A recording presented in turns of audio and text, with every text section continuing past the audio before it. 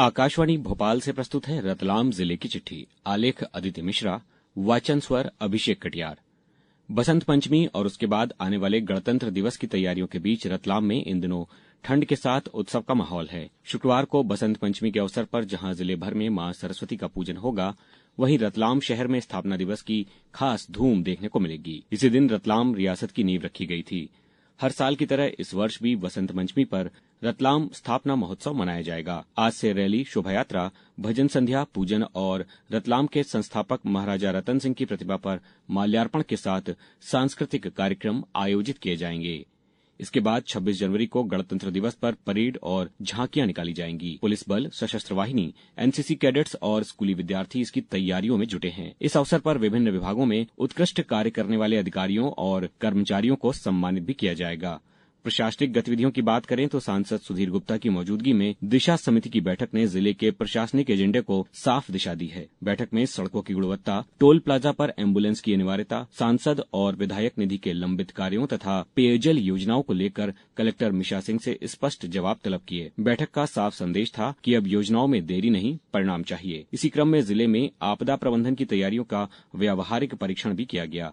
डीमार्ट परिसर में आयोजित भूकंप आपदा मॉक ड्रिल में एसडीआरएफ और होमगार्ड की टीमों ने संयुक्त रूप से रेस्क्यू, रोप रेस्क्यू, प्राथमिक उपचार और सुरक्षित निकासी की प्रक्रियाओं का अभ्यास किया। इस मॉक ड्रिल ने भरोसा दिया कि किसी भी आपात स्थिति में जिला प्रशासन पूरी तरह से तैयार है। नगरीय निकायों के कामकाज को लेकर कलेक्टर ने सख्त रुख अपनाया है। जिला शहरी विकास अभिकरण की समीक्षा बैठक में प्रधानमंत्री आवास योजना सहित विभिन्न योजनाओं की प्रगति की समीक्षा की गई। पिपलोदा सीएमओ द्वारा आंकड़ों की संतोषजनक प्रस्तुति नहीं देने पर कारण बताओ नोटिस जारी करने के निर्देश दिए गए।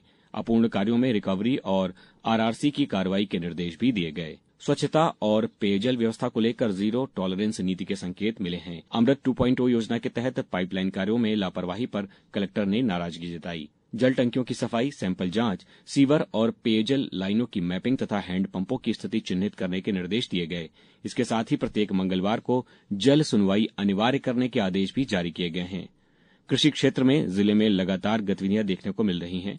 उर्वरक वितरण में पारदर्शिता लाने के लिए जिले में ई टोकन प्रणाली लागू की गई।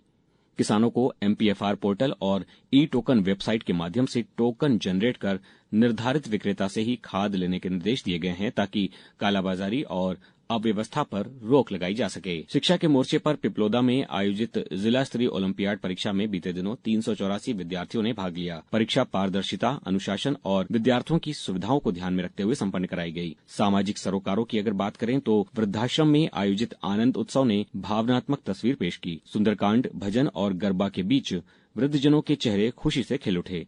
ये आयोजन बुजुर्गों को सम्मान और अपनापन देने का प्रयास रहा। वहीं उद्योग और निवेश को लेकर भी रतलाम में हलचल रही। कलेक्टर सभागृह में आयोजित बैठक में बिलपांक क्षेत्र की भूमि के आवंटन और निवेश संभावनाओं पर चर्चा हुई, जिससे जिले में रोजगार और उद्योग विस्तार की उम्मीदें मजबूत हुईं। रेल यात्रियों के लिए हाल के दिन कुछ परेशानी भरे रहे। रेलवे ब्लॉक के चलते रतलाम मंडल से होकर गुजरने वाली कई ट्रेनें निरस्त रहीं या परिवर्तित मार्ग से चलाई गईं। यात्रियों को 139 नंबर और रेल मदद से जानकारी लेने की सलाह दी गई। वहीं दूसरी ओर रतलाम गोधरा खंड पर ट्रैक सुधार कार्य पूरा होने से संचालन की सुरक्षा और गति में सुधार होगा। कानून व्यवस्था के मोर्चे पर रतलाम पुलिस की बड़ी कार्रवाई ने जिले को राष्ट्रीय स्तर पर पहचान दिलाई है। एमडी ड्रग फैक्ट्री के भंडाफोड़ में इंटर स्टेट और इंटरनेशनल नेटवर्क के संकेत मिले हैं। एसपी अमित कुमार के नेतृत्व में हुई इस कार्रवाई में फर्जी पुलिस और आर्मी आईडी, हथियार और संगठित अपराध के कई पहलू सामने आए हैं। पुलिस का कहना है कि ये कार्रवाई आगे भी जारी रहेगी।